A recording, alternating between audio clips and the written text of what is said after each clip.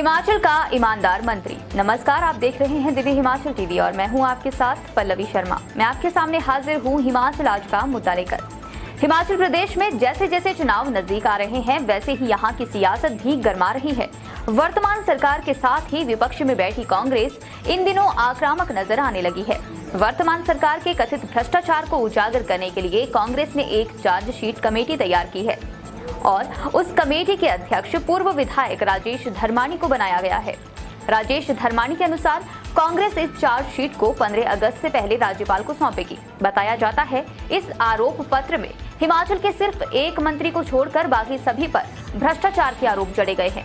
उधर कांग्रेस की चार्जशीट पर मुख्यमंत्री की एक कड़ी प्रतिक्रिया पिछले दिनों देखने को मिली थी। मुख्यमंत्री जयराम ठाकुर ने कहा था कि अगर कांग्रेस चार्जशीट लाती है तो उनके पास भी कांग्रेसियों के कई कच्चे चिट्ठे मौजूद हैं। आप देखना होगा ये सियासत आने वाले दिनों में आखिर रंग क्या दिखाती है। वो चार्जशीट जो कांग्रेस की ओर से तैयार की जा रही है हिमाचल प्रदेश सरकार के खिलाफ, मंत्रियों के खिलाफ और विधायकों और अफसरों के खिलाफ भी ये है कि नया घटनाक्रम हम पहले भी इस पर एक बार चर्चा कर चुके हैं कि ये पूरी तरह तैयार हो गई है और इसे जल्दी ही राज्यपाल महोदय को सौंपने की तैयारी कर रही है कांग्रेस। अपडेट क्या है? बिल्कुल अनिल जी, अपडेट यही है कि कांग्रेस ने जो आरोप पत्र तैयार किया है उस आरोप पत्र में कई जो आरोप लगाए हैं कांग्रेस ने। इसके जो चेयरमैन हैं राजेश धर्माणी जी हैं, तो उनका ये कहना है कि वो 15 अगस्त से पहले जो है इस आरोप पत्र को राज्यपाल को सौंपेंगे और उससे पहले भी उनकी एक बड़ी बैठक होनी है 7 अगस्त को। तो उस बैठक में अंतिम बार ये केंद्रीय पर्यवेक्षकों के साथ जी तो इस 7 अगस्त को जो है इस पे अंतिम जो है वो एक बार मंथन किया जाएगा।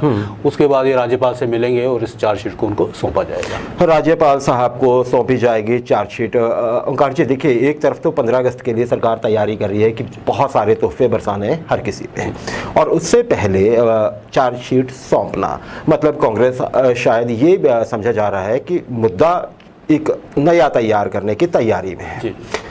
अच्छा, ये जो कांग्रेस की तरफ से ये जो चार्जशीट फ्रेमिंग कमेटी है उसके जो अध्यक्ष हैं राजेश धर्माणी, पूर्व सीपीएस, इनका कहना है कि देखिए जी, हमने ऐसा नहीं है कि आरोप वैसे ही लगा दिए हैं, हमारे पास पूरे तथ्य हैं, उन्हीं के आधार पर आरोप लगाए जा रहे हैं। क्या कहेंगे ओंकार जी? बिल्कुल अनिल जी, पिछले 5 साल से कांग्रेस कमेटी की जो फैक्ट फाइंडिंग कमेटी थी इनकी, तो उनके जो चार्जशीट फ्रेम कमेटी का अध्यक्ष इनको बनाया गया राजेश धर्माणी को, तो राजेश धर्माणी आजकल बहुत कॉन्फिडेंट नजर आते हैं। इसलिए उनका ये कहना है कि हमने जितने भी आरोप लगाए हैं वो बिल्कुल तथ्यों पर आधारित हैं और उनमें कुछ भी गलत नहीं है। तो उनका दूसरी तरफ ये भी कहना है कि इस पे जो भी हमने जानकारियां इकट्ठा की हैं वो 5 साल के जो भी वर्तमान सरकार का कार्यकाल रहा है, तो इस दौरान जितने भी ऑफिसर हैं, जितने भी मंत्री हैं, जितने कुछ विधायक हैं, तो इनमें जो है काफ़ी कुछ जो है वो उनको लगता है कि ये कहीं घपलेबाजी हुई है, कहीं गड़बड़ियाँ हुई हैं, कई परियोजनाओं में जो है वो घोटाले हुए हैं, ऐसा इनका आरोप है। तो ये कॉन्फिडेंट नजर आते हैं। जी, कॉन्फिडेंट नजर आते हैं। और देखिए, बड़ी बात ये है कि ये राज्यपाल साहब को सौंपी जाएगी तो फैक्ट तो होने ही चाहिए, क्योंकि अगर फैक्ट नहीं निकले, ये भी जानते हैं, राजेश धर्माणी भी जानते हैं कि इसमें फैक्ट नहीं हुए तो फिर, या मान लीजिए कुछ फैक्ट गलत हुए तो फिर पूरी रिपोर्ट ही एक तरह से ये बता दिया जाएगा कि वो क्रेडिबल नहीं। ओंकार जी, इसमें एक और बड़ी गौर करने वाली बात है कि जितने भी मंत्री हैं ना इस समय हिमाचल प्रदेश कैबिनेट में, उसमें ये कहा जा रहा है कि एक मंत्री को छोड़ के सभी मंत्रियों के खिलाफ आरोप हैं। अब ये देखना भी बड़ा इंटरेस्टिंग होगा कि ये मंत्री महोदय कौन होंगे जिनके खिलाफ आरोप ही नहीं है। है ना जी? ये बड़ा इंटरेस्टिंग रहेगा देखना कि कांग्रेस उनके खिलाफ कोई आरोप ढूंढ ही नहीं पाई। क्या कुशलता है उनकी, वो देखेंगे। अच्छा ओंकार जी, एक और चीज, अब हम चार्जशीट पे चर्चा को थोड़ा आगे ले जाते हैं। जब पहली बार कांग्रेस की ओर से कहा गया कि हम चार्जशीट बना रहे हैं और ये लगभग तैयार है, उसके तुरंत बाद मुख्यमंत्री जयराम ठाकुर साहब की ओर से बयान आ गया था और उन्होंने सार्वजनिक रूप से कहा था कि ठीक है, आप चार्जशीट बनाइए, आपको बहुत आपका शुभकामनाएं, लेकिन साथ ही उन्होंने ये भी कहा था कि हमारे पास भी, सरकार के पास भी एक चार्जशीट है जो कांग्रेस के खिलाफ है। कांग्रेस की चार्जशीट पे जब कार्रवाई होगी, बातचीत होगी, वो होगी तब होगी, लेकिन हम उस चार्जशीट पे तुरंत कार्रवाई शुरू करेंगे। और उन्होंने ये भी कहा था कि इसमें फिर कई नेता केंद्रीय जांच एजेंसियों के झमेले में फंस सकते हैं, उनके रडार पे आ सकते हैं। कैसे देखते हैं, क्या कहेंगे आप इसमें? मुख्यमंत्री साहब का जो स्टैंस है इस पे, क्या वो बने हुए हैं अभी भी इस पे? बिल्कुल अनिल जी, जिस तरह से मुख्यमंत्री महोदय ने, जयराम ठाकुर जी ने जिस लहजे में, और लहजा भी एक चेतावनी भरा लहजा था कि अगर जो है कांग्रेस बड़ा चार्जशीट का वो जो है राग आलाप रही है, तो ऐसा कहना था, बिल्कुल ऐसा उनका कहना था। तो उन्होंने ये कहा था कि कांग्रेस के खिलाफ भी वर्तमान सरकार ने कई सबूत ऐसे इकट्ठा किए हैं, जैसे हम जिक्र कर रहे हैं, तो उनमें कई ऐसे कांग्रेस के नेता क्योंकि जब कांग्रेस की सरकार थी ओंकार जी, तो भाजपा की तरफ से चार्जशीट दी गई थी शायद, तो उसी चार्जशीट को जो भाजपा के कार्यकाल में कांग्रेस के खिलाफ चार्जशीट बनी थी, उसी चार्जशीट का उन्होंने हवाला दिया है कि उस चार्जशीट पे शायद कोई बड़ा एक्शन नहीं हुआ है।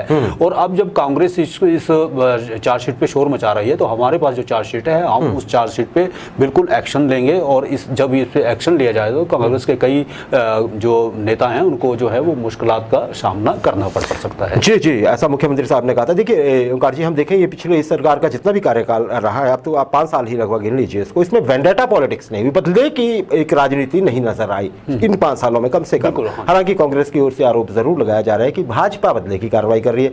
अब ये देखते हैं हम लोग कि अगर ये चार्जशीट एक तरफ से आती है, तो दूसरी तरफ से अगर मान लीजिए कार्रवाई होती है, जैसे मुख्यमंत्री साहब ने चेतावनी दी है, तो क्या इसे किस तरह से देखा जाएगा? बदले की कार्रवाई देखा जाएगा या जैसे को तैसा वाला बात होगी?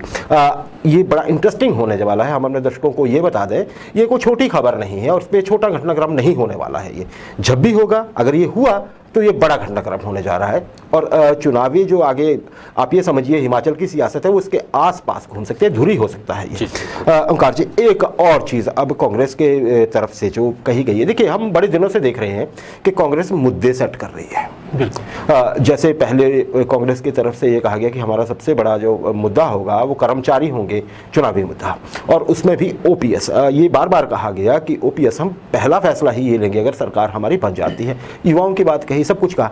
अब एक नई आप ये कहिए वादा किया गया है, और वादा किसने किया है? नेता प्रतिपक्ष मुकेश अग्निहोत्री साहब ने। उन्होंने महिलाओं को, हिमाचल की जितनी भी महिलाएं हैं, जिन्हें आप ये समझिए वयस्क महिलाएं 18 वर्ष या उससे अधिक आयु की, आगे भी शायद 59 ईयर्स तक उन्होंने कहा है, एक बड़ा तोहफा देने का ऐलान किया है उन्होंने। ऐलान नहीं, अभी तो हम वादा ही कहेंगे, क्योंकि ये उन्होंने इस साथ में कंडीशन तो यही है कि अगर उन लोगों की सरकार बन जाती है, मुकेश अग्निहोत्री साहब की या कांग्रेस की सरकार बनती है प्रदेश में, तो उन्होंने एक बड़ा वादा किया है। ये वादा क्या है, पहले तो जरा ये बताइएगा आप।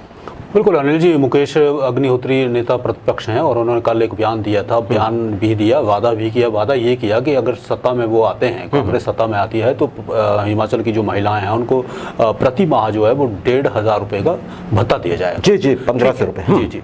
तो इस बयान के पीछे जो हमें समझ आती है, या हमारे दर्शक ये समझते हैं, या लोगों की जो बात रहती है, तो उसमें ये है कि अगर उनकी सरकार बने, देखिए अगर और मगर का खेल है, मगर उनके जो बयान देने का ये था कि कांग्रेस में बयान कौन दे सकता है, ठीक है, तो उनका ये एक व्यक्तिगत बयान है, ये कांग्रेस पार्टी का बयान नहीं है, हम इसको समझ सकते हैं। जी जी, लेकिन दूसरे उनके बयान के देने की मंशा, बयान के देने की मंशा ये थी, उसके पीछे की मंशा ये थी कि भाजपा अगर महिलाओं को आधा किराया माफ कर सकती है, तो क्यों ना कांग्रेस भी सत्ता में आने पे उनको प्रति माह 1,500 रुपये का भत्ता दे सकती है। या जी जी जी, बिल्कुल बिल्कुल। देखिए हाँ, बिल्कुल सही कहा ओंकार जी आपने। देखिए महिला मतलब एक वर्ग, जी जी। पुरुषों को ऐसा नहीं, कभी भी हमने देखा है अतीत में भी या कहीं पॉलिटिक्स में कभी भी, कि पुरुषों को एक वर्ग बना के संबोधित किया जाए हमेशा, लेकिन महिलाओं को वर्ग बना के साधने के प्रयास हमेशा होते हैं। जैसे वर्तमान सरकार ने अभी कहा कि हम बसों में किराया आधा कर देंगे, हालांकि उसमें भी इफ्स एंड बट्स बहुत ज़्यादा है ना, उस पर बात होती रहती है।